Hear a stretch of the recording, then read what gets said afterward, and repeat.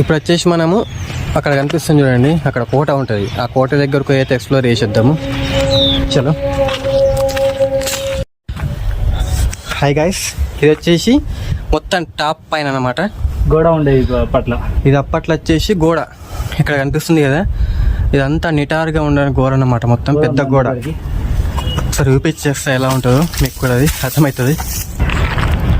మీరు చూస్తుందంటే ఇక్కడ వాల్ అన్నమాట. ఇది అప్పట్లో సైనికులు వాళ్ళ యుద్ధాల కోసం అయితే ఇక్కడ రాజ్యం కాపాడుకోవడానికి అయితే యూజ్ చేస్తున్నారు అన్నమాట. ఇంకొకటి వచ్చేసి అక్కడ మీకు కనిపిస్తుండొచ్చు, అక్కడ లాస్ట్ గుట్ట నాయుడువాడకు సంబంధించిన గుట్టను. అది ఇక్కడికి వెళ్ళి యుద్ధాలు చేసేటప్పుడు అయితే అక్కడ దాకా ఫిరంగులతో అయితే బాంబులు వేస్తుందన్నమాట. అంటే రాజ్యాన్ని ఎవరు దోచుకోకుండా ఉండడానికి.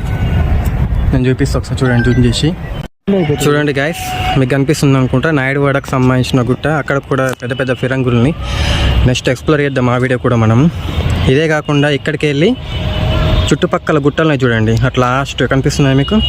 అక్కడ దాకా అయితే యుద్ధాలు అయితే నడుస్తుంది అనమాట. ఇక్కడ నుంచి సైనికులతో స్వయంగా రాజు కూడా ఇక్కడి నుంచి అయితే యుద్ధం చేస్తున్నాడు అనమాట.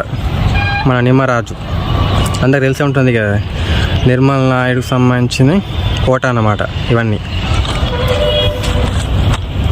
ఇక్కడికి వెళ్ళి ఇక్కడ ఫిరంగులు ఉంటున్నాయని అన్ని కబ్జా తరంలో అన్ని దోచుకొని వెళ్ళాలన్నమాట. దొంగలు అన్నీ అమ్ముకోవడే కదా దొంగల పని.